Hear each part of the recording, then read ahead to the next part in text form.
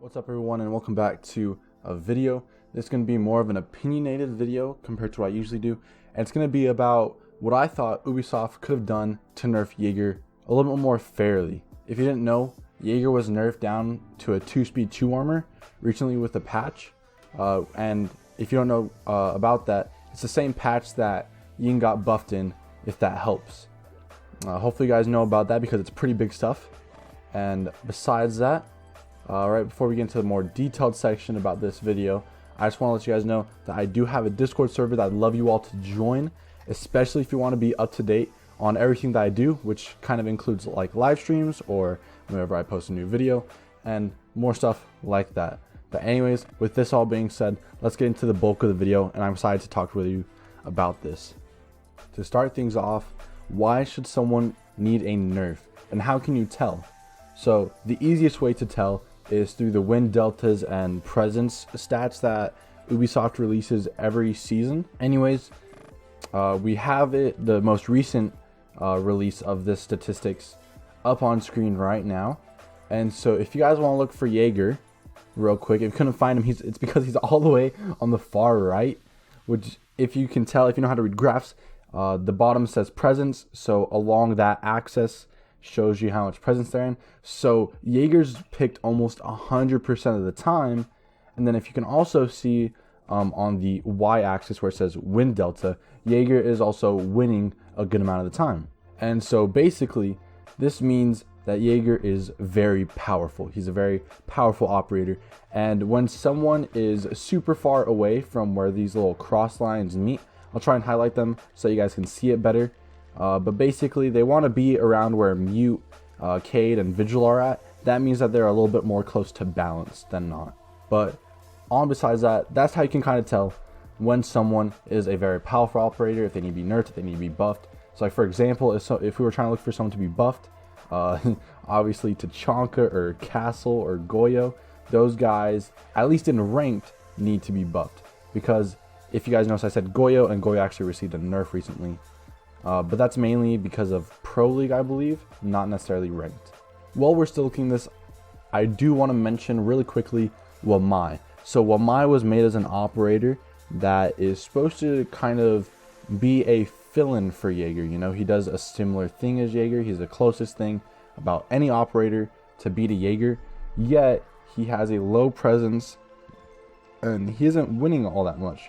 Although I will say he is close to the balance point, which is decent, but overall it's obviously not as good as Jäger, which is just something to mention, and that's all. I just really wanted to point that out. We might get more into it later on in this video. Now with all of that talk, let's talk about the thing that I thought Ubisoft could have done to really nerf Jäger while still being pretty fair. You got to keep in mind that I mainly came up with this idea before Ying had gotten her buff of 4 Candelas and smokes, although she did get nerfed back down to 3 Candelas.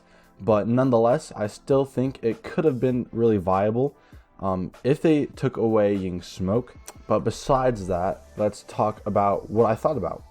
So how Jäger works as an operator is he has these 3 ADSs, which is his gadget, which destroys attackers' gadgets like frags, stuns, or smokes. And within a short period of time, these ADSs can only destroy 2 gadgets from attackers, which means in a short period of time, the overall amount of gadgets that can be destroyed by Jäger's ADSs is 6 attacker gadgets.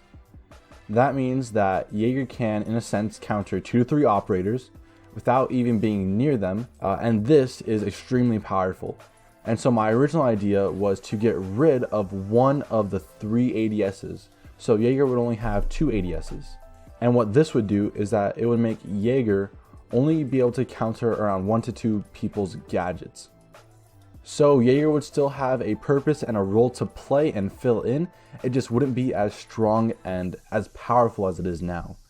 So this could affect someone like Wamai as well, like we mentioned, because if a team really needs to block out gadgets, Wamai teamed with a Jäger could be very powerful. And it's still being used right now, is the team up of Wamai and Jäger.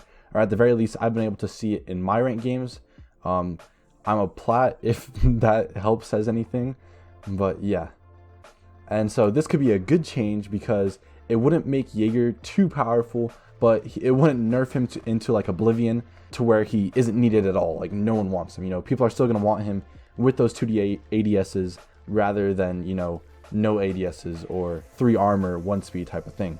And not to mention, I did think of this again before the patch was implemented, so it wouldn't really affect his roaming game because he would have been a 3 speed. Although I will say I don't mind Jäger being a 2 speed 2 armor. I don't think it really changed much for Jäger overall.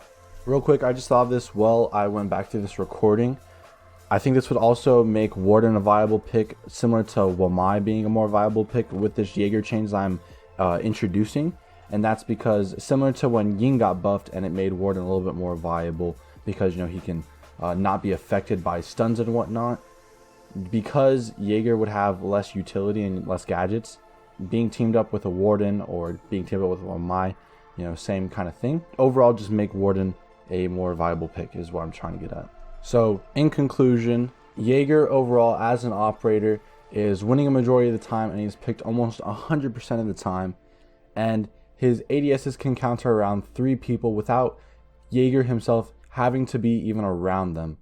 So getting rid of one of his ADSs could only allow for a counter of around 1 to 2 people without nerfing him to Oblivion and making him irrelevant, so he would still be relevant. This could also make Wamai and people like Warden a more wanted pick to either replace or assist in gadget destruction and just gadget countering overall. With that being said, thank you guys for listening to my thoughts. I'd love to hear what you guys know down in the comment section below. Just a reminder that you should join my Discord if you want. There will be a link in the description below if so. And feel free to subscribe here on my YouTube for weekly Rainbow Six Siege content. Thank you for all my supporters, and I'll see you guys in the next one. Deuces.